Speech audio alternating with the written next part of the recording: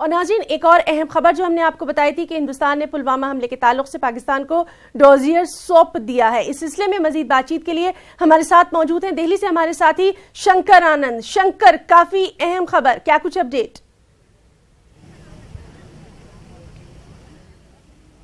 देखिए हिना, इस वक्त में दो महत्वपूर्ण खबरें हैं। पहला, भारत के द्वारा औपचारिक तौर पर पाकिस्तान को डोजियर सौंपना, और दूसरी खबर है कि केंद्रीय रक्षा मंत्री निर्मला सीतारमण से तीनों सेनाध्यक्ष, थल सेनाध्यक्ष, वायु सेनाध्यक्ष और जल सेनाध्यक्ष, ये तीनों सेनाध्यक्ष अभी मिलने वाले हैं। थोड़ी देर के बाद मुलाकात होने वाली है और एक महत्वपूर्ण बैठक होने वाली है।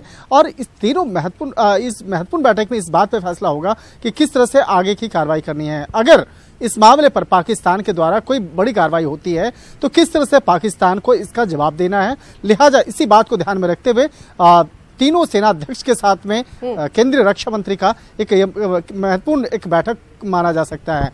और अगर बात करें डोजियर की बात करें तो जिस तरह से इस पुलवामा अटैक मामले में जिस तरह से पाकिस्तानी आतंकी संगठनों का नाम सामने आया, जिस तरह से उसने इस बात को स्वीकार भी किया और उससे जुड़े हुए तमाम सबूत, तमाम साक्ष्य और इस मामले से जुड़े हुए जितने भी सबूत है उसको एक डोजियर के रूप में बाकायदा पाकिस्तान को सौंपा गया है और पाकिस्तान को बताया गया कि ये पाकिस्तान से आए हुए आतंकी, ये पाकिस्तान के आतंकी ने इस हमले को अंजाम दिया और इससे संबंधित तमाम जो जितनी भी जानकारियां हैं उसको सौंप दी गई है। यह औपचारिक तौर पे सौंपा गया है। हालांकि इस मामले में जो अन्य दूसरे देश हैं, बात करें चाहे चाइना की बात करें, रसिया की बात करें, अमेरिका की बात करें, उनको पहले इस मामले की जानकारी दी गई थी। अब औपचारिक तौर पर पाकिस्तान को भी इस मामले की जानकारी दी गई और उससे बताया गया।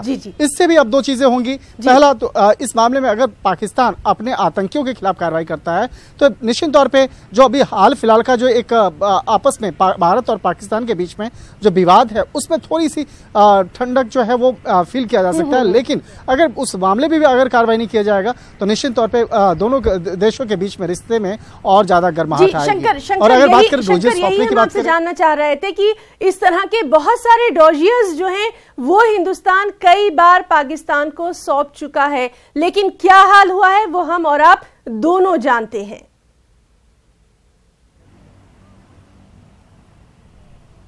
निश्चित तौर पे हिना, आपने एकदम सटीक सवाल उठाया है, क्योंकि बात करें चाहे पठानकोट की बात करें, उरी हमले की बात करें, ये तमाम जो जितने बड़े हमले हुए हैं उस तमाम मामलों पर पाकिस्तानी आतंकियों से जुड़े हुए जो मामले थे, इस मामले पर तमाम डोजियर जो है उनको सौंपा गया। लेकिन हुआ कुछ नहीं, क्योंकि पाकिस्तान उन तमाम मामलों पर बाकायदा उसको नजरअंदाज करता रहा, जबकि भारत इस मामले पर तमाम साक्ष्य, तमाम सबूत बाकायदा पाकिस्तान को सौंपा और डोजियर बाकायदा सौंपने के बाद जो औपचारिकताएं हैं वो तमाम औपचारिकताओं को भारत ने किया। और इस बात मामले की जानकारी बाकायदा जब दूसरे देशों को दी गई तो वो भी इस बात को मानते हैं कि पाकिस्तान के आतंकियों ने इस हमले को अंजाम दिया।